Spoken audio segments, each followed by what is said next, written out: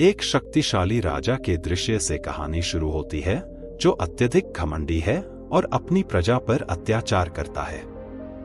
राजा को अपनी शक्ति पर घमंड है और उसे लगता है कि वह कुछ भी कर सकता है। गौतम बुद्ध अपने शिष्यों के साथ उस राज्य में आते हैं। बुद्ध के आने की खबर सुनकर राजा उनका मजाक उड़ाता है और कहता है, तुम्हारे कर्म और फल के नियम पर मुझे विश्वास नहीं है। मैं जो चाहूं कर सकता हूं और मुझे कोई फल नहीं भुगतना पड़ेगा। बुद्ध मुस्कुराते हैं और कहते हैं, राजा, कर्मों का फल समय पर नहीं बल्कि समय के साथ ही आता है। जब समय सही होगा तुम्हें भी अपने कर्मों का फल अवश्य मिलेगा। राजा बुद्ध की बातों को गंभीरता से नहीं लेता और उन्हें नजरअंदाज कर देता है। समय बीतता है और धीरे धीरे राजा के निर्णय गलत साबित होने लगते हैं। प्रजा का भरोसा कम होने लगता है और दुश्मन उसे पराजित कर देते हैं।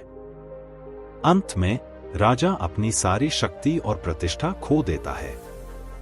हर चीज खोने के बाद राजा को अपनी गलतियों का एहसास होता है और वह गौतम बुद्ध के पास जाता है।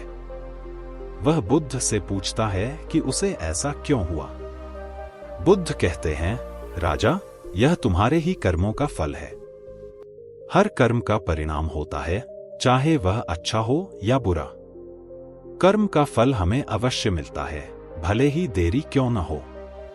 राजा अपने जीवन को बदलने का संकल्प लेता है और प्रजा की सेवा में अपना जीवन समर्पित करता है। वह समझ जाता है कि सही कर्म ही सच्चा सुख देते हैं।